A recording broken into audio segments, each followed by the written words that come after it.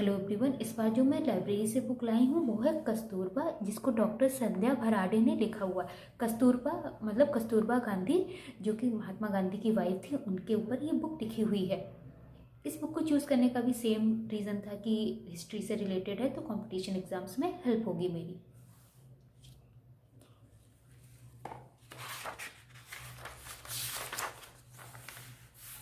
इस बुक को डॉक्टर संध्या भराडे अपनी एक मित्र सुविधा जी को समर्पित करती हैं। वो उनको समर्पित करते हुए लिखती हैं, जिसकी प्रेरणा से बा मतलब कस्तूरबा गांधी का आत्मकथन लिखा गया, जिसकी इच्छा शक्ति मुझसे लिखवाती गई, अपनी उसी सखी श्रीमती सुविधा को स्नेह समर्पित।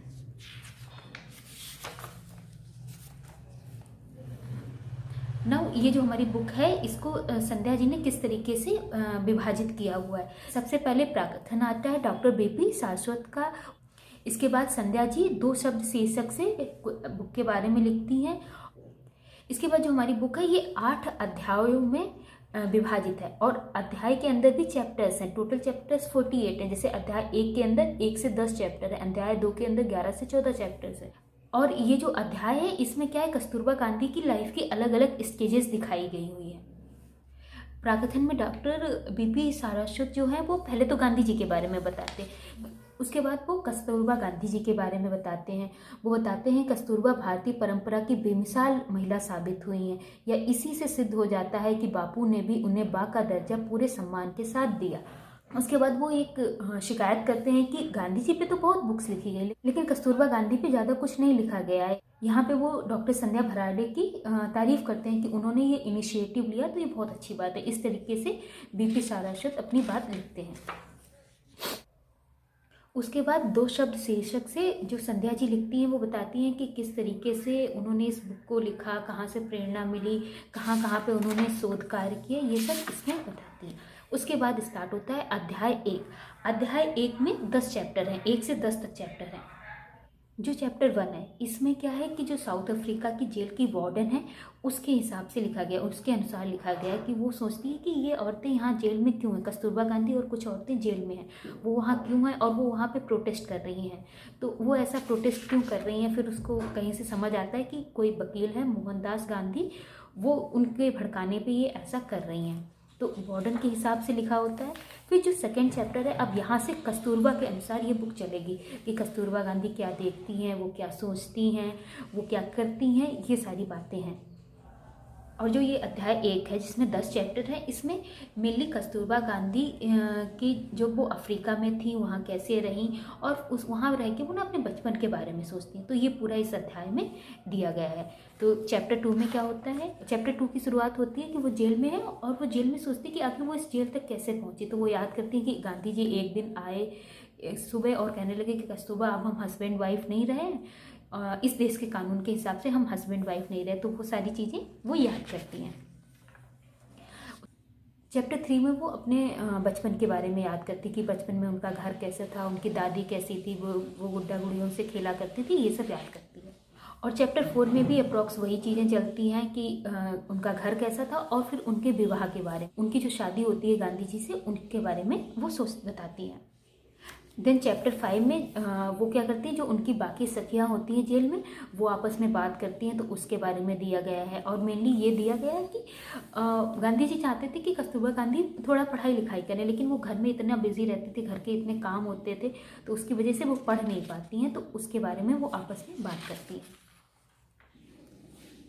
देन फिर चैप्टर 6 में अब क्या है, वो जेल में ही हैं अभी भी और अपने बच्चों को याद कर रही हैं कि बच्चे घर पे कैसे होंगे, गांधी जी उनका ख्याल रख पा रहे होंगे या नहीं रख पा रहे होंगे, ये सब याद करती हैं।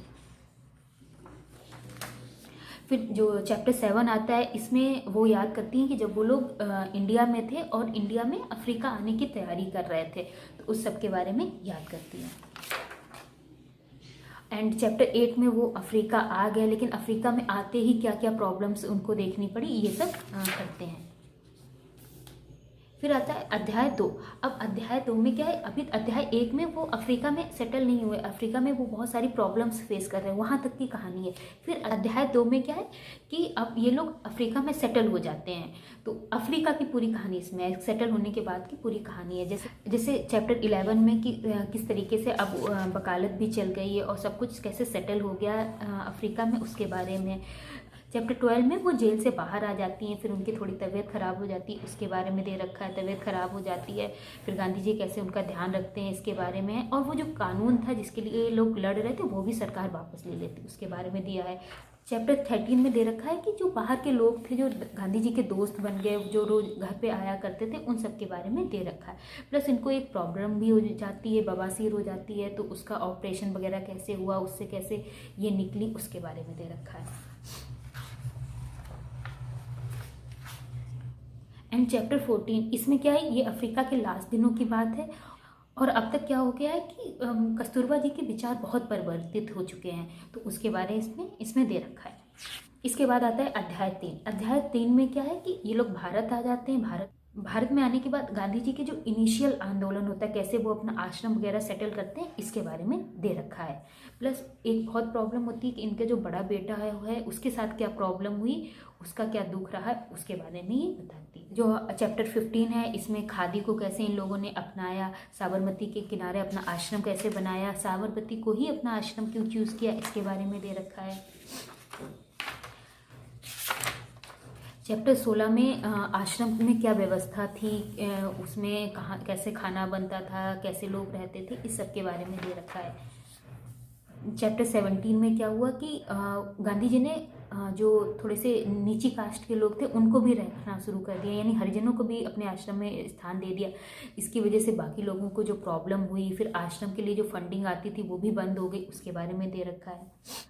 चैप्टर 18 में अब क्या हुआ कि गांधी जी को जेल होने लगी, उसके बारे में दे रखा है। और कैसे गांधी जी मोहनदास से गांधी जी बने और गांधी जी से महात्मा बने, वैसे ही वो बताती हैं कि वो भी पहले कस्तूरी थी, उनका नाम कस्तूरी था, फिर कस्तूरी से कैसे वो कस्तूरी बाई बनी और कैसे अब लोग उनको बा कह के बुलाते। तो मतलब दोनों का परिवर्तन, गांधी जी का किस तरीके से परिवर्तन हुआ और इनकी लाइफ में कैसे परिवर्तन हुआ, उसके बारे में देती है। और 19 थोड़ा दुख वाला चैप्टर है, इसमें उनका जो बड़ा बेटा होता है उसके साथ क्या प्रॉब्लम्स हुई उसके बारे में दे रखा है। मेनली क्या था कि गांधी जी ने बच्चों की पढ़ाई पे उतना ध्यान नहीं दिया, मतलब वो ध्यान न देने से मेरा कहने का मतलब ये है कि गांधी जी जैसे वकालत के लिए इंग्लैंड गए थे तो उन्होंने अपने बच्चों को नहीं भेजा, तो इससे जो उनका बड़ा बेटा था हरिदास वो काफ़ी दुखी हुआ, तो उसके बारे में दे रखा है कि कैसे उसके विचारों में परिवर्तन आया, क्या हुआ उसके साथ, उसके बारे में दे रखा है।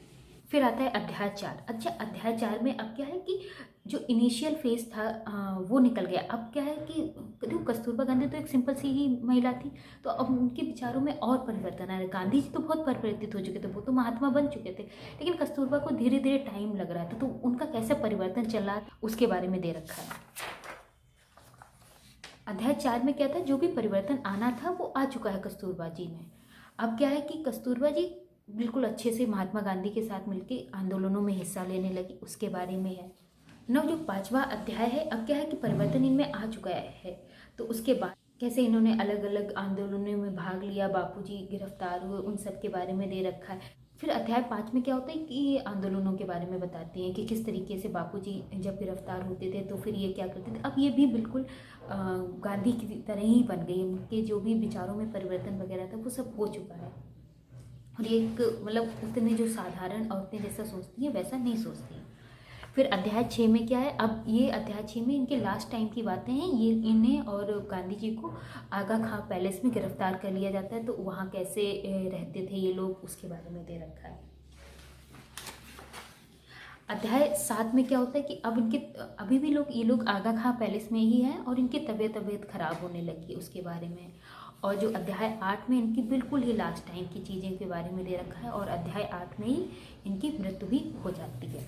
तो इस तरीके से ये बुक है, और इस बुक से मुझे बहुत कुछ सीखने को मिला। मुझे कस्तूरबा गांधी के इससे पहले नहीं पता था कि वो भी इतनी महान थी, उन्होंने भी किस तरीके से आंदोलन किया।